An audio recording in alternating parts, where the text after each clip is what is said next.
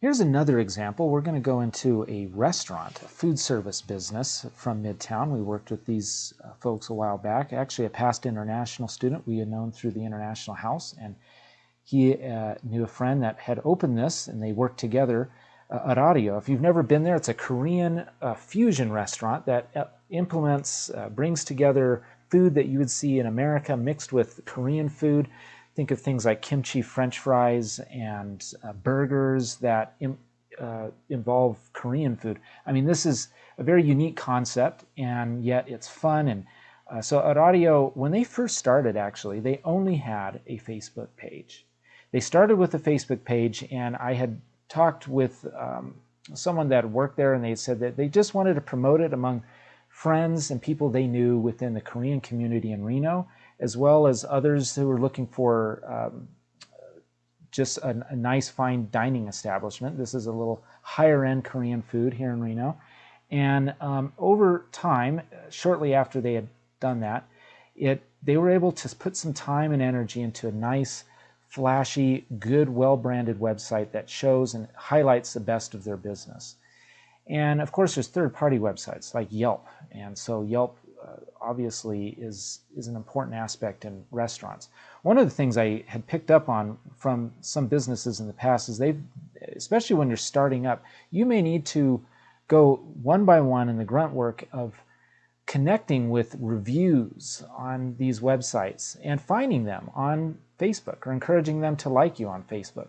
Sometimes and you can do that pretty easily just by matching pictures and faces and names, and that might sound a little creepy, but sometimes as a small business owner, that's what you have to do. You have to connect with people one by one and do that as you build your following, as you build your numbers and the number of people.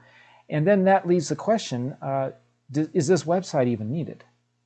Now, you might think, well, let me just ask you this question.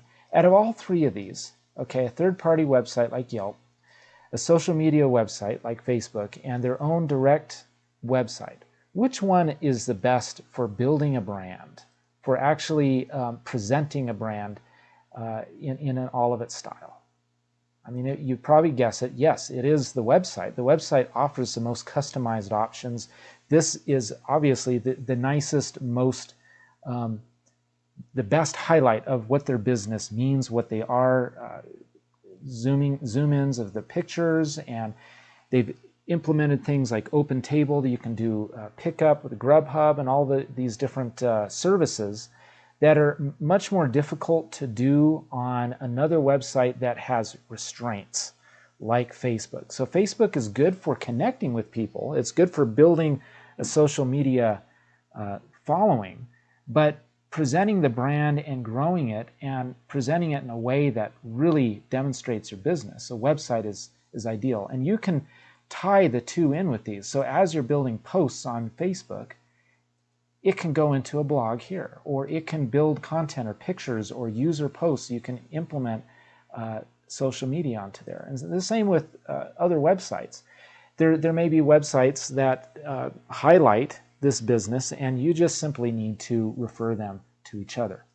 And this leaves me with one other, I guess, a big question that a lot of students ask, like, what's wrong with going after all of these social medias? A lot of people, they want to do Instagram, Pinterest, TikTok, the list goes on and on. The last thing you want to do is have websites where you go on the social media and there's just no posts. Or the last one was like from 2 years ago.